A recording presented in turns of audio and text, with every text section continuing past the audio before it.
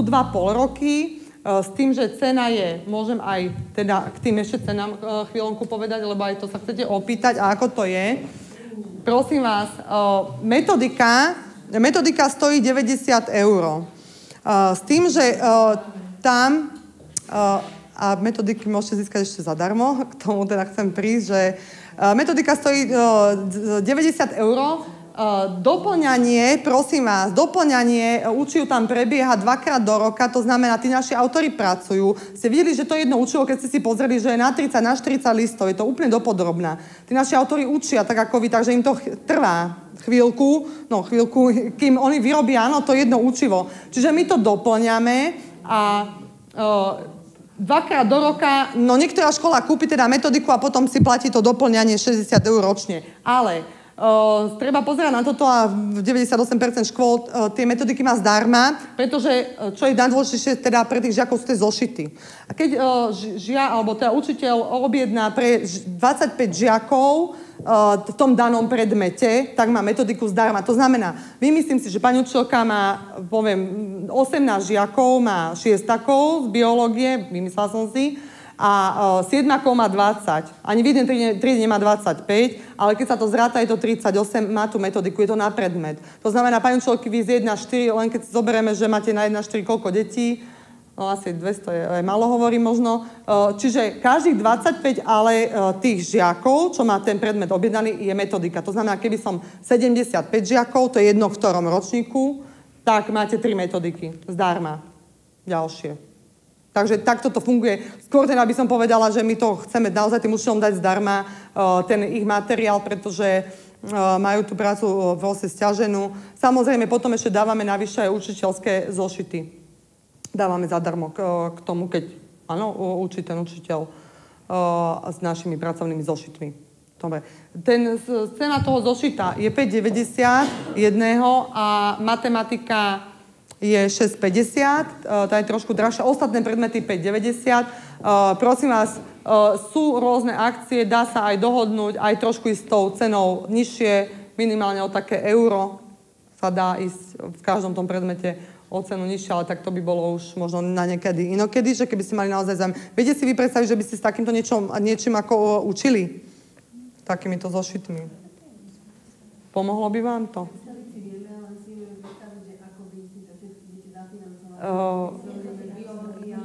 To musí sa učiteľ sám rozhodnúť, či by s takýmto niečím vôbec chcel, vedel, používal to a tak ďalej. To je prvá vec. Až on v tom vidí prínos pre jeho žiakov, pre svoje vyučovanie, že je to teda dobrá vec, tak potom na tom druhom stupni je to tak, že u tých 7-kov asi ťažko by sme v jednej triede na prvý rok, že by mali aj matematiku, vymyslím si, áno, aj chémiu, aj biológiu. V prvom roku na zváženie to na každého pedagóga samozrejme, ale na prvom roku väčšinou začínajú školy, že len jeden predmet. V tom danom ročníku učia. Tak. Potom, keď mám skúsenosti, tie učia, to už učia 3. rok v tej triede, napríklad začali s 5-takmi biológiu, už sú 7-ci, už majú chémiu aj biológiu. Tí rodičia už na to ako vedia, že čo to je, aký to je materiál, to už je iná aj teda rozhovor s nimi a tak ďalej. A až by ste zvažovali možno do budúcna, či by ste chceli s takýmto niečím učiť. Samozrejme, tá ponuka tu je. Tu planetu vedomosti máme zadarmo, je to bezplatne. Ukázala som, ako jednoducho, aj keď by som napríklad nemohla, že v triede to moje robiť, ako keď mám ten zošit, to dieťa môže robiť tie digitálne obsahy.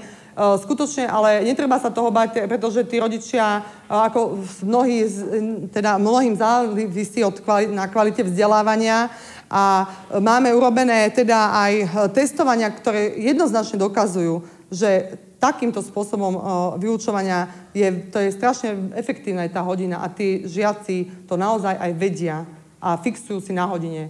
Čiže ja za tým si stojím, že je to momentálne na Slovensku niečo najmodernejšie.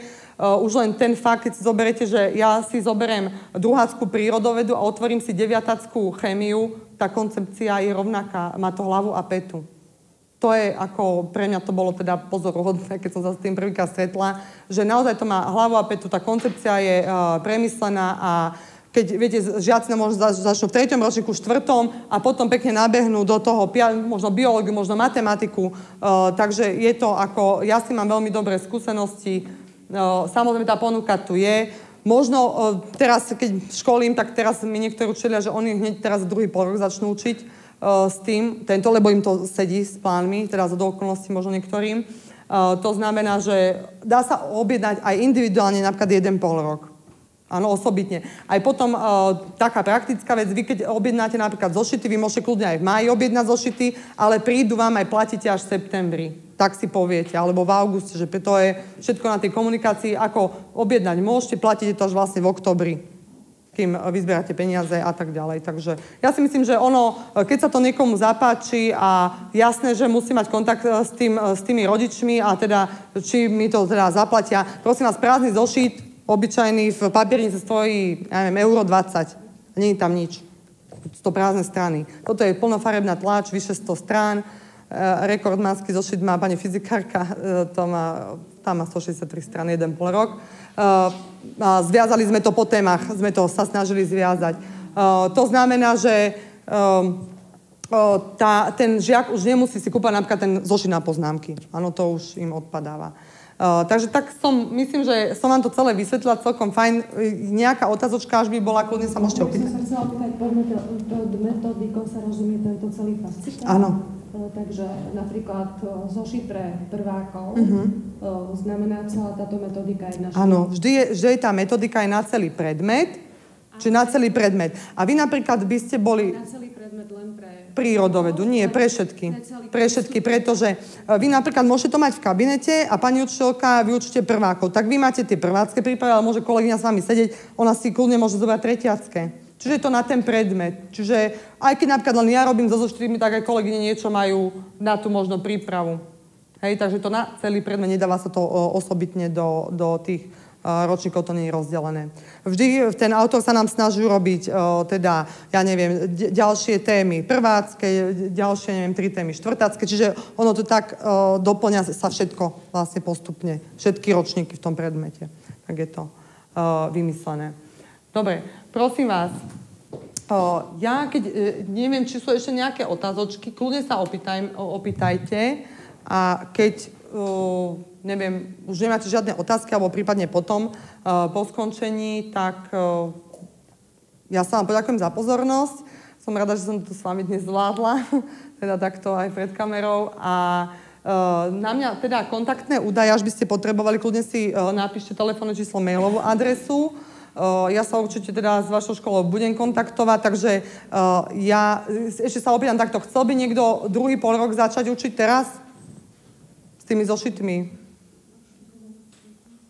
Možno až na budúci školský, lebo sa pýtam, takto v tomto období mám vždy jedného možno učiteľa, ktorý, že kľudne, že ide do toho teraz v druhom polroku. Ale samozrejme to, aj ten materiál si musíte pozrieť, že tam som videla vzadu, sú materiály všetky druhostupniarské, som tam myslím videla, fyzika, chémia, prírodovedu neviem, kto má pod palcom, vy máte. Čiže kolegyňa má prírodovedu, aj metodiku, aj zošitky, všetko kompletne má kolegyňa, čiže kľudne si požičať aj možno domov. Máte čo ukázať aj rodičom, že napríklad takto by ste chceli učiť na budúci školský rok a uvidíte, ako sa rozhodnete.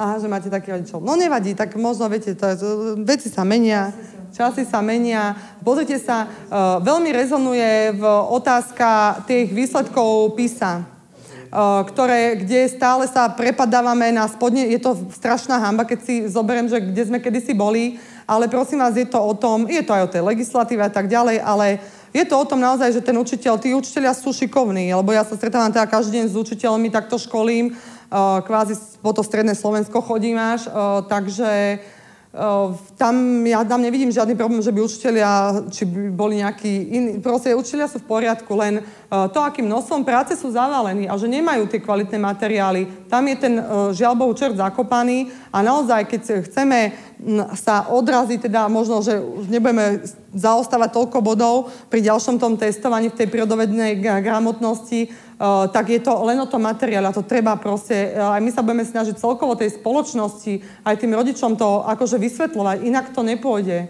Len to kvalitným vzdelávaním sa a kvalitným materiálom, ako ten učiteľ nemôže robiť zázraky bez ničoho. To je skutočne. Fakt by to pomohlo aj rodičom, aj možno sú triedy, kde tí rodičia máte veľmi dobre s nimi, akože vzťahy, je to trieda od triedy, ale netreba sa toho bať. Skutočne, tí učitelia sú potom spokojní. Študenti, ktorí doteraz, ja neviem, nemali radi fyziku, zrazu osmáci majú radi fyziku a majú teda aj, dosahujú dobré výsledky, keď sa učia s týmito. To mi hovoria aj baňočky, sami sú prekvapené tým efektom.